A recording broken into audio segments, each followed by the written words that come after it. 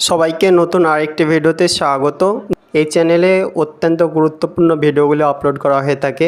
এই ভিডিওতে কৃষক বন্ধু এর ফিল্ড ভেরিফিকেশন ফর্ম, যেটি এখন বর্তমানে জমা করতে হচ্ছে বিভিন্ন ব্লক অফিসে, তো সেই ফর্মটি কিভাবে পূরণ করবে তা তুলে ধরা হচ্ছে।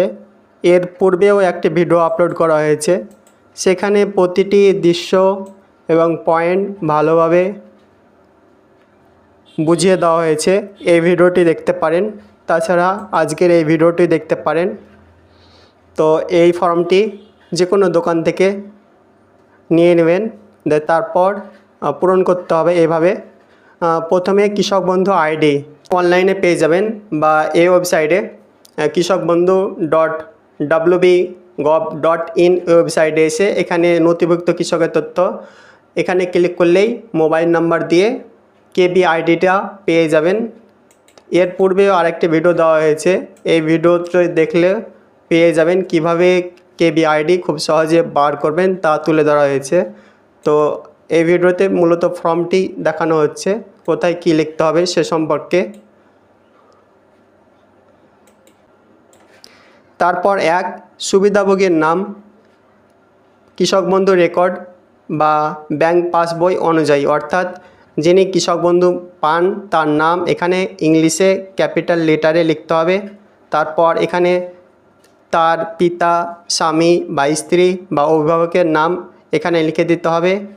অ্যাড্রেস, এক্ষেত্রে এখানে তার জেলা লিখে দিবেন। ব্লক, এখানে ব্লকের নাম লিখতে হবে। গ্রাম পঞ্চায়েতের নাম এখানে লিখতে হবে। মৌজা বা গ্রাম এর নাম এখানে লিখতে হবে। সুবিধাভোগীর বিবরণ, এক্ষেত্রে ব্যাংকের বিবরণ বা ডিটেলস লিখতে হবে, সেক্ষেত্রে ব্যাংকের নাম এবং ব্রাঞ্চের নাম লিখতে হবে এই ঘরে। তারপর ব্রাঞ্চের আইএফসি কোড এ ঘরে লিখতে হবে। ব্যাংকের অ্যাকাউন্ট নাম্বার এখানে লিখতে হবে। আধার কার্ডে যে মোবাইল নাম্বার দেওয়া রয়েছে তা এখানে লিখতে হবে। আধার নাম্বার এখানে লিখতে হবে। এপিক নাম্বার, এখানে ভোটার কার্ডের আইডি নাম্বারটা এখানে লিখে দেবেন। তারপর এসি নাম্বার অর্থাৎ বিধানসভা ক্ষেত্রের নম্বরটা এখানে লিখে দেবেন।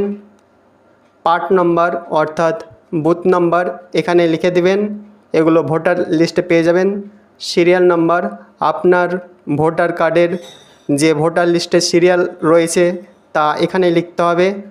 তারপর বলা হচ্ছে SIR WBLA 2026-এর ASDD তালিকায়, অর্থাৎ অ্যাবসেন্ট, শিফটেড, ডেট এবং ডুপ্লিকেট যে তালিকাটি নির্বাচন কমিশন প্রকাশিত করেছিল তাতে যদি উল্লেখ থাকে তবে এখানে এস করতে হবে, আর নচেত নো করতে হবে।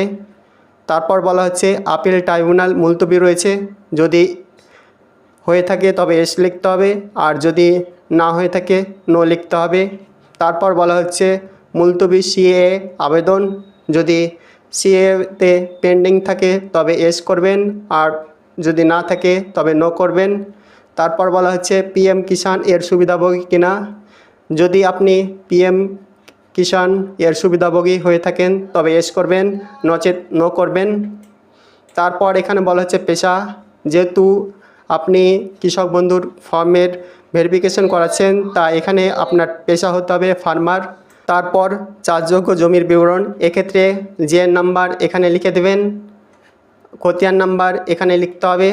দাগ নম্বর এখানে লিখতে হবে, এবং চাষযোগ্য জমির পরিমাণ একর অনুযায়ী লিখতে হবে এখানে, এটি আপনি আপনার পর্চা অনুযায়ী লিখে দেবেন।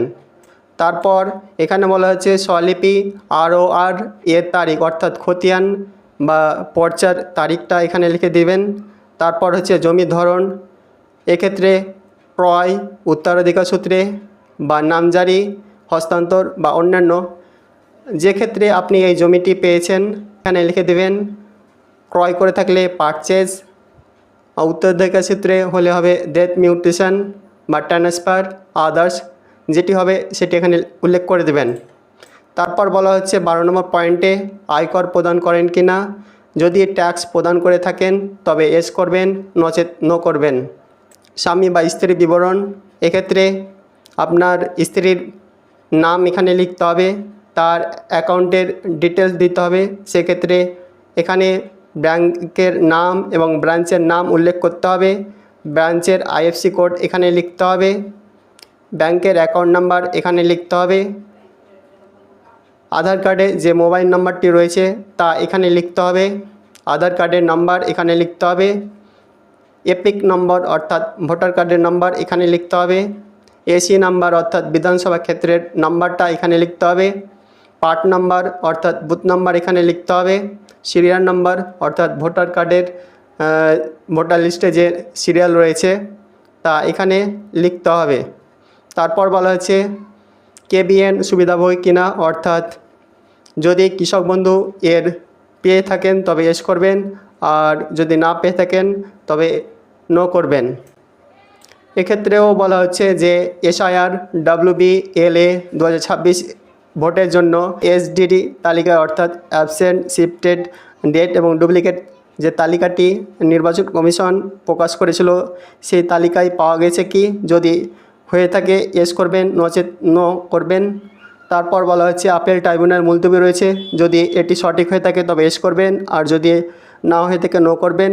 তারপর বলা হচ্ছে মুলতবি CA আবেদন যদি পেন্ডিং থাকে তবে এস করবেন, আর নচেত নো করবেন। তারপর PM কিষাণ এর সুবিধাভোগী কিনা, যদি হয়ে থাকেন তবে এস করবেন, নচেত নো করবেন। তারপর বলা হচ্ছে প্রধান পেশা, এখানে হাউস ওয়াইফ উল্লেখ করে দেবেন। তারপর সুবিধাভোগী স্বাক্ষর, এক্ষেত্রে যিনি কৃষক বন্ধু পান তার এখানে স্বাক্ষর লিখতে হবে, আর এর সঙ্গে দিতে হবে ব্যাংকের বই জেরক্স, ভোটার আধার এবং KBRD সম্পর্কিত তথ্য।